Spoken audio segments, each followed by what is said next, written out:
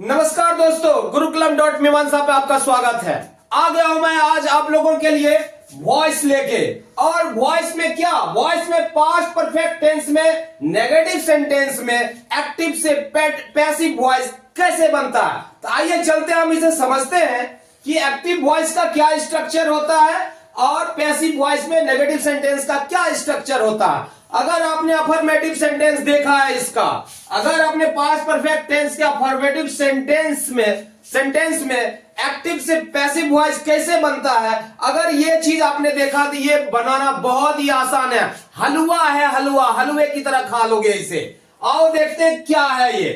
तो यहां पर देखो क्या है, इसका बेसिक स्ट्रक्चर है subject plus head plus not plus V3 plus object. Affirmative sentence में क्या था, एक्टिव में structure subject plus head plus V3 plus object था। इसमें क्या स्पेशल आया, सिर्फ नॉट लग गया नहीं। तो पैसिव वॉइस में क्या है, ऑब्जेक्ट जो है सब्जेक्ट जगह पे आ गया, object plus head plus not plus been plus V3 plus by plus subject. तो यहां नॉट कहां लगता है, ये ऑक्सिलरी वर्ब के बगल में लगता है। हेड ऑक्सिलरी वर्ब है तो इसके बगल में नॉट का प्रयोग हुआ है। हम हेडंट भी लिख सकते हैं शॉर्ट फॉर्म में, जहां हेड नॉट है वहां हेडंट का भी प्रयोग किया जा सकता है और होता भी है नहीं। तो आइए हम इसे एग्जांपल से समझते हैं कि क्या चीज है ये और कैसे बनता है। सपोज आई हैड नॉट संग ए सॉन्ग। तो क्या हो जाएगा हमारा, यहां पर हमारा ऑब्जेक्ट क्या है, ए सॉन्ग है, सब्जेक्ट हमारा ये है, वर्ब हमारा ये है। तो आप फार्मूला उठाओ, समझो कि ऑब्जेक्ट कौन सा, ऑब्जेक्ट ए सॉन्ग है। तो क्या हो गया, ए सॉन्ग और क्या है, हेड, ए सॉन्ग हेड और नॉट लगाना है, had not been sung, had not been sung by. I का क्या हो जाएगा, आई का मी हो जाएगा। मैं बार बार कहता हूं कि अगर जिसको ऑब्जेक्ट पकड़ में नहीं आता है, सब्जेक्ट पकड़ में नहीं आता है, वर्ब कौन सा पकड़ में नहीं आता, अब सवाल पूछो। अगर वर्ब पकड़ में आ गया तो इससे सवाल पूछो, अरे किसको गाता है, ये गाने का काम है, किसको, तो गाना नहीं, को लगा करोगे तो ऑब्जेक्ट पता चल जाएगा। अरे इसको कौन गाता है, गाने वाला कौन है, ऐसे पूछोगे तो सब्जेक्ट पता चल, आई है नहीं। अगर आई से पूछो तुम क्या करते हो, तो आई बोलेगा कि मैं गाता हूं भाई, तो गाने का काम, तो वर्ब पता चल जाता है। इस प्रकार से सब्जेक्ट, ऑब्जेक्ट और वर्ब के बारे में आप पता कर सकते हैं। तो आइए फिर से आगे बढ़ाते हैं, हम दूसरा एग्जांपल लेते हैं। You had not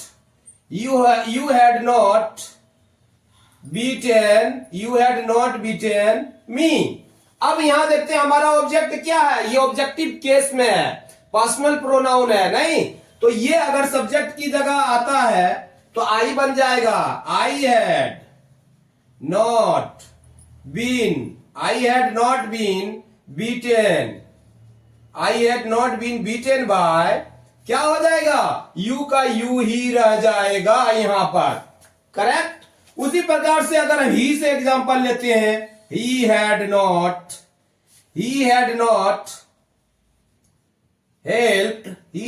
helped her नहीं, तो हर है यहां पर ऑब्जेक्ट। अगर ये सब्जेक्ट की जगह पर आएगा तो क्या हो जाएगा, सी। बाकी स्ट्रक्चर आसान है, she had not been क्या हो जाएगा, helped अब बाय क्या हो जाएगा, ही का क्या हो जाएगा, हिम हो जाएगा, करेक्ट। उसी प्रकार से अगर हम सी से कोई एग्जांपल लेते तो क्या होगा, सी से तो ले लिए, he had not been helped by him। अगर सी से लेते हैं, सी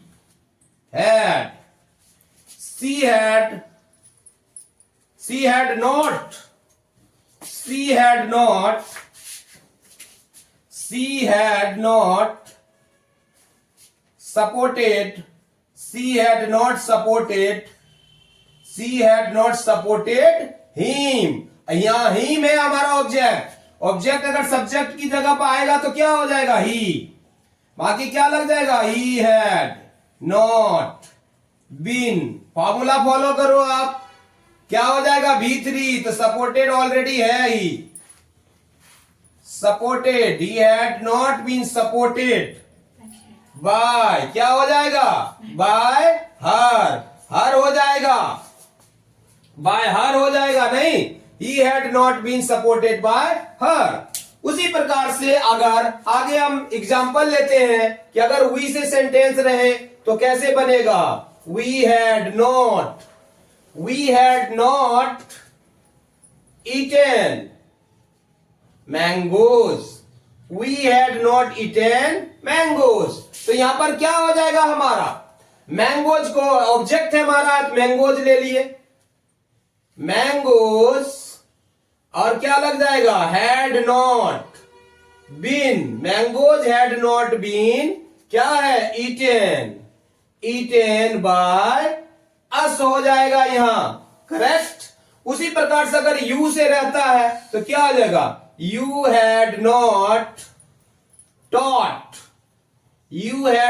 टॉट मी, तो क्या हो जाएगा यहां, आई को ले लो पहले, मी आ जाएगा यहां, आई बन जाएगा, आई हैड नॉट बीन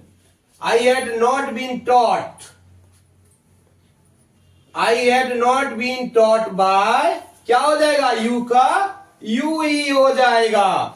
उसी प्रकार से अगर दे से हम कोई सेंटेंस बनाते हैं, दे हैड नॉट प्लेड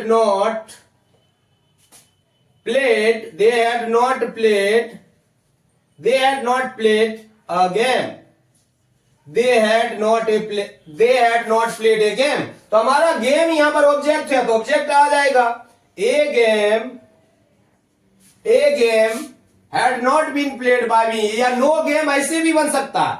इस अगर ऑब्जेक्ट हमारा कुछ ऐसे होते हैं जिसके साथ हम नो का प्रयोग कर सकते हैं, कोई गेम नहीं खेला, मैं बताता हूं, a game had not been played by, they का क्या हो जाएगा, देम।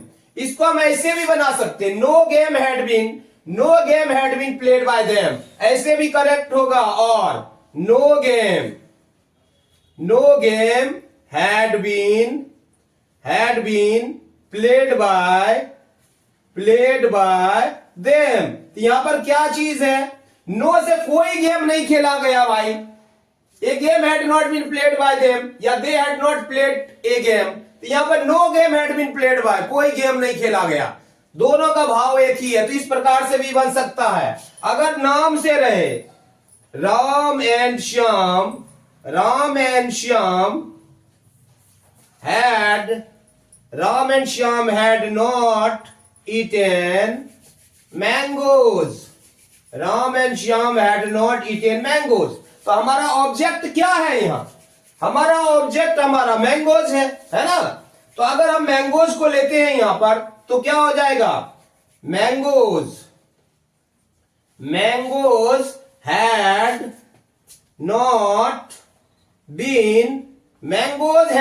बीन ईटेन बाय, क्या हो जाएगा, राम एंड श्याम, करेक्ट। तो नाम जो है ऑब्जेक्ट की जगह पर जाता है तो चेंज नहीं होता है। तो यहां पर हम ये भी लिख सकते हैं, नो मैंगोज, ऐसे भी बन सकता है, और no mango had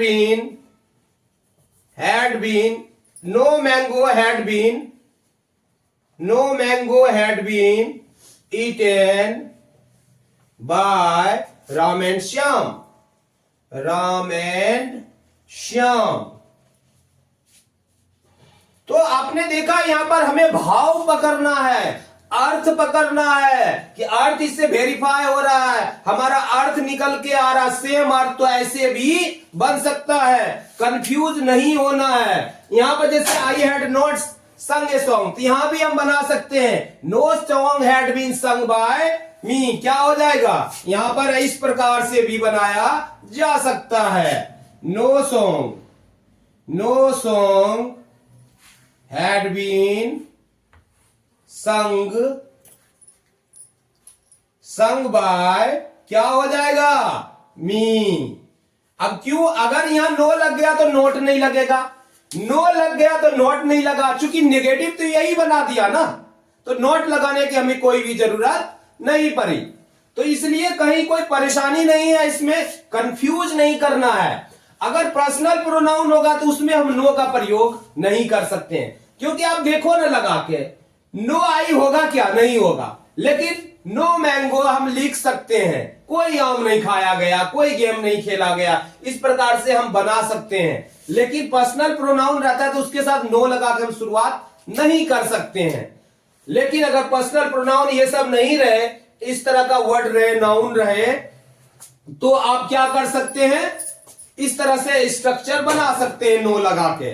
I think ये कुछ भी नहीं है, ये बहुत ही आसान है। मैं हर बार बोलता हूं ये हलवा है, हलवा। इसे आसानी से आप खा सकते हो, आसानी से डाइजेस्ट कर सकते हो, आसानी से इसे पचा सकते हो आप। नहीं तो आप अगर एक बार पैटर्न को फॉलो करते हैं, पैटर्न अगर फॉलो करते हैं आप, तो आसानी से क्या होगा? आसानी से आपको समझ में आ जाएगा। अफर्मेटिव सेंटेंस का क्लियर होना जरूरी है, तभी ये आपको समझ में आसानी से आएगा। दूसरी बात, अगर इसमें परफेक्शन लाना है आपको, तो बार बार प्रैक्टिस करनी होगी। कैसे प्रैक्टिस करनी होगी? कोई भी एक वर्ब उठा लो और उसी पैटर्न पे बनाओ पहले। अगर पूरा पैटर्न क्लियर हो गया ना, आपका कॉन्सेप्ट क्लियर हो गया ना आपका, तो आप कैसा भी वर्ड, कोई भी वर्ब रहे, कैसा भी बना रहे, आप बना दोगे, पलट दोगे, उठा के पटक दोगे इसे आसानी से। नहीं तो मुझे लगता है ये काफी आपका कॉन्सेप्ट क्लियर हो गया है। और जिनको अगर समझ में नहीं आया होगा तो प्लीज कमेंट करके आप जरूर बताएं कि सर क्या प्रॉब्लम है, तो मैं जरूर एक्सप्लेन करके बताऊंगा आपको क्या दिक्कत है और कैसे बनेगा। और भी कोशिश करूंगा कि मैं और भी कैसे एक्सप्लेन करूं ताकि आपको आसानी से समझ में आ जाए। जाते जाते अगर वीडियो आपको पसंद आया हो, अगर वीडियो आपको अच्छा लगा हो, जरूर लाइक करें, हमारे चैनल को सब्सक्राइब करें और ज्यादा ज्यादा दोस्तों को बताएं। और इसके बाद मैं लेके आऊंगा पास्ट परफेक्ट टेंस में इंटेरोगेटिव सेंटेंस का पैसिव वॉइस, एक्टिव से पैसिव वॉइस कैसे बनता है। तब तक के लिए जय हिंद, जय भारत।